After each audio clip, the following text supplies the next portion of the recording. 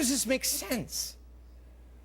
How does it make sense to have Andy Stern, who is currently bankrupting the unions that he runs, this guy?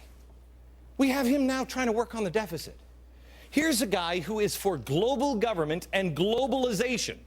He's going to be on the committee to fix our deficit. Right. And then how is he going to be the guy who's going to address all of America's concerns?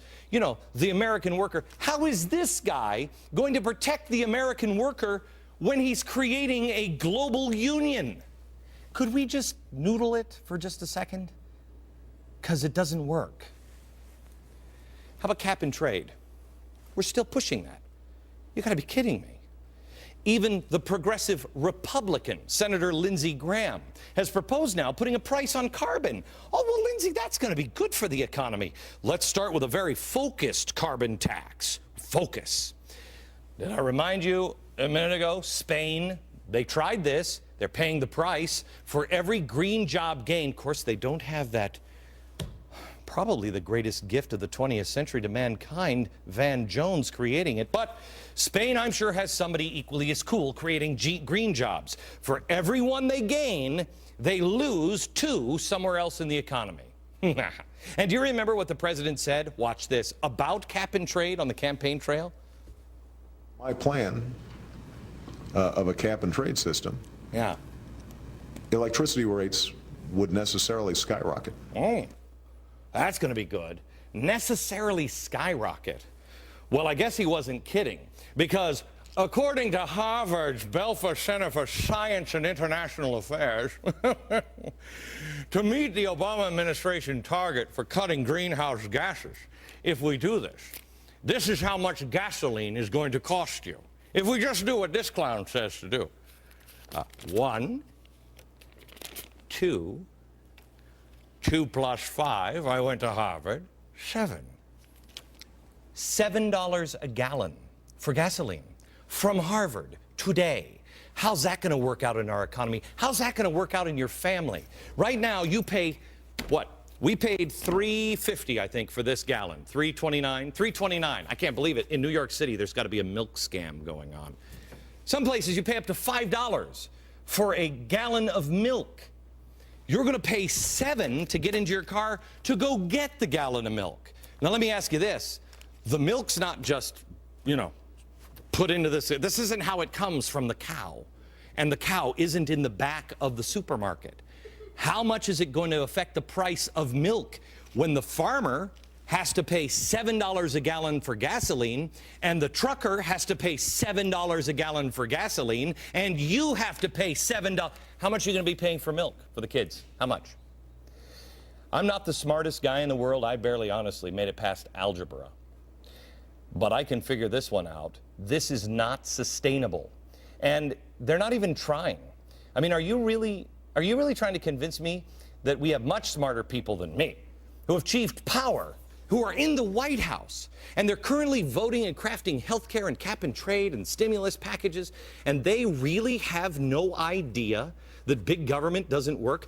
Beyond that, they really have no idea what $7 a gallon gasoline will do to you and do to our economy?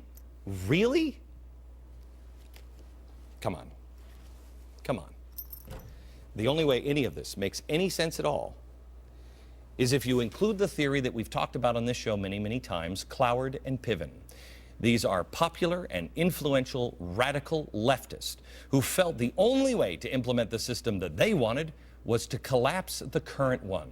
Remember, everybody who grew up in the 60s, you know, or dope-smoking, pot-smoking hippies that were having free love, man, revolution. These are the people running our country right now.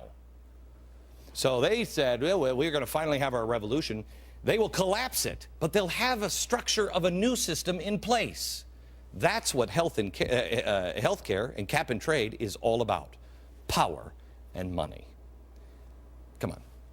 Europe is falling apart. It's not like they're proudly running infomercials right now. Hey, America, are you tired of the same old boring republic? Well, we got a system for you. No. No. Why are we looking to this as a new model? Their model isn't isn't working. And they're not, it's not like, I don't know, there's too much government control here, we need to scale it back. No, no, no. In fact, what they're doing is the opposite. As these are collapsing, Germany and France have come up with a new idea. See if this sounds familiar. A new idea. What they're going to do is they're going to put this new structure in. They're going to double down, and they're going for an even more oppressive and bloated government. The doctors know. I mean, they actually don't, but having them stand here makes it seem like I'm right, doesn't it? It worked for Barack Obama. Why isn't it working for me? The new system that they're talking about resembles, a little bit more like China. China, you see, is becoming the new it model around the globe because, well, at least that's working. Yes, they have slaves. China is what Europe says is the new model. Well, guess what? We're all moving towards China. We should consider ourselves lucky if we come out of this thing looking like France. Here's the progression. This is progress for you. And progressives, please answer this question. Progress means you're moving someplace. Where are we moving to? Where's the end goal? Show me the end goal. Would you do that? Where do we stop?